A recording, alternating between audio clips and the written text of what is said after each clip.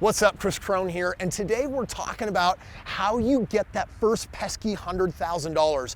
It is so hard to get that first 100K set aside. In fact, people say that the first million is the hardest to make. Truth is, if you can figure out how to get to 100K, you can get to a million. And if you can get to a million, you can get to millions. One shot, now the future is yours. Go! I'm turning dreams into reality. Yeah, it's one shot, now the future is yours. Go! So check it out.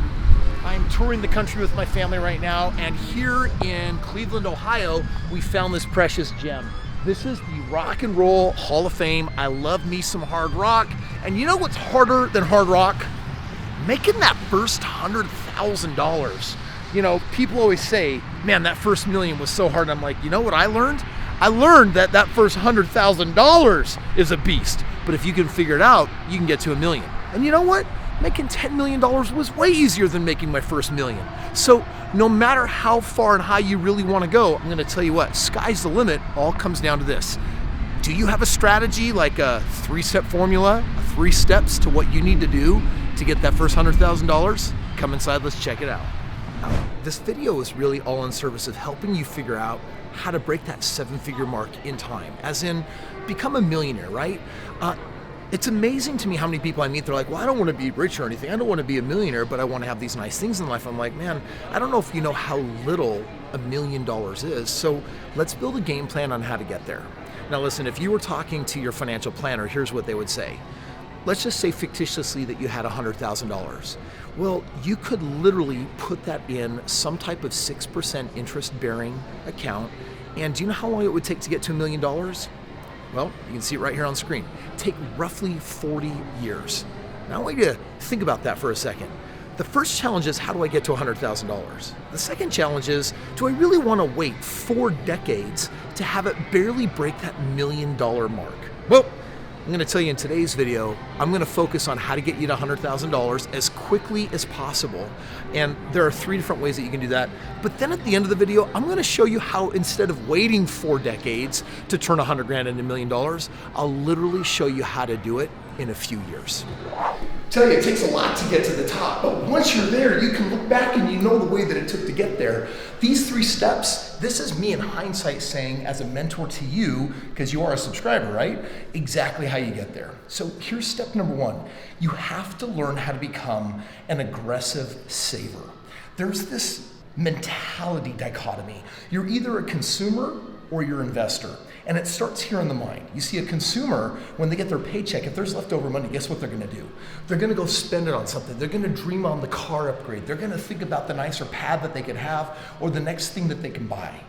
An investor says, all right, maybe I'm not even an investor yet. Maybe I don't even own anything yet. But you know what? I'm setting money aside, not to be a lame saver. I'm setting it aside for my future investments.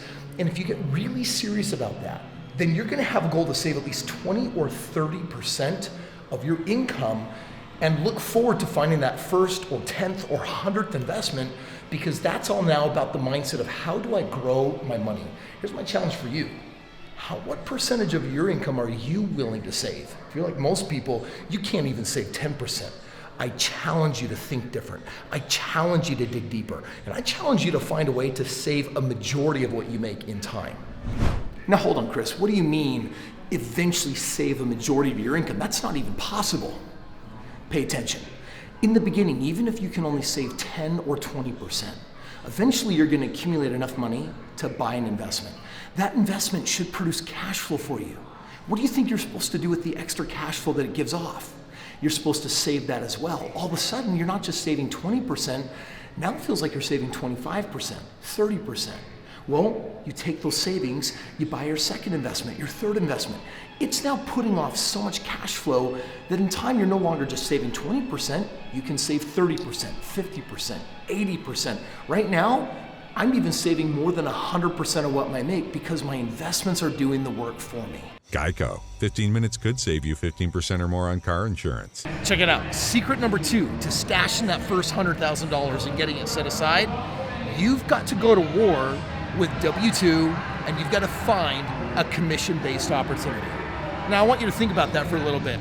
W-2 basically says you're stuck no matter how much effort you put into what you're doing, you're not gonna make any more money.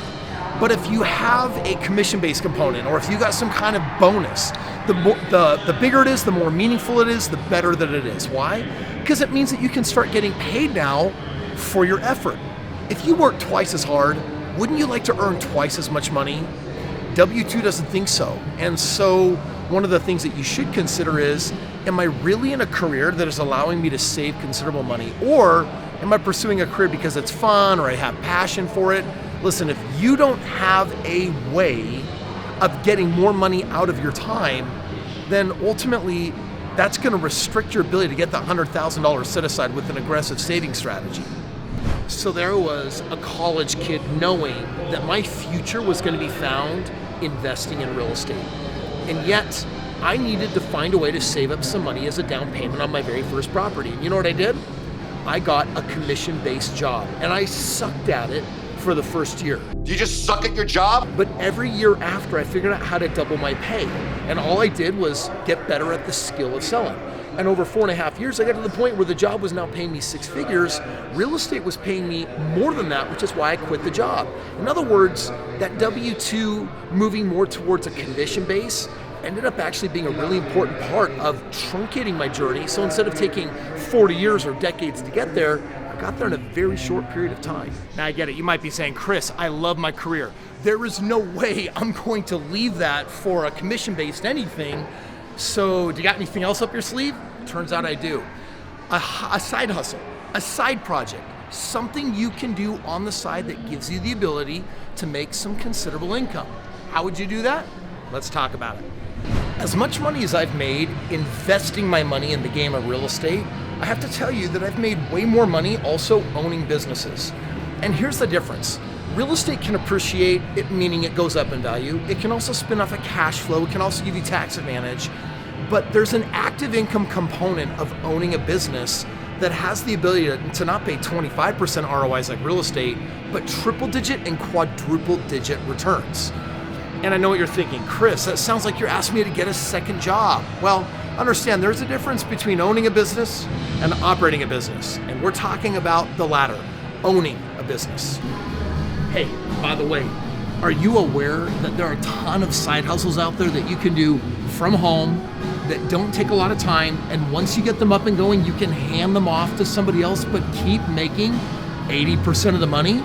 Well, if that interests you, definitely hang out for the end of the video. Check it out. So this is the Hall of Fame for rock and roll. And I'm asking myself, like, how do you hit the financial Hall of Fame in your life? Well, we know that that first $100,000 is what's gonna make all the difference for you. The question is, how do you actually get it? And so even though I said today I was gonna share 3 things with you, I've got a bonus, and I call it the Munger Mentality. In fact, you know who Warren Buffett is, right? Everyone knows who Warren Buffett is. Turns out that his counterpart in business, Munger, had something else to say on how you get this first $100,000. Check it out. He says, the first $100,000 is a beast, but you gotta do it. I don't care what you have to do. If it means walking everywhere and not eating anything until it was purchased with a coupon, find a way to get your hands on that $100,000. And after that, you can ease off of the gas a little bit. And basically what he's saying is, if you knew that that first $100,000 held the secret to $1 million, and that million left the secret to millions of dollars, then what would you do to get that $100,000? You take on that Munger mentality. Sometimes you gotta suck to get good. You gotta do things poorly if you want to become an expert at them.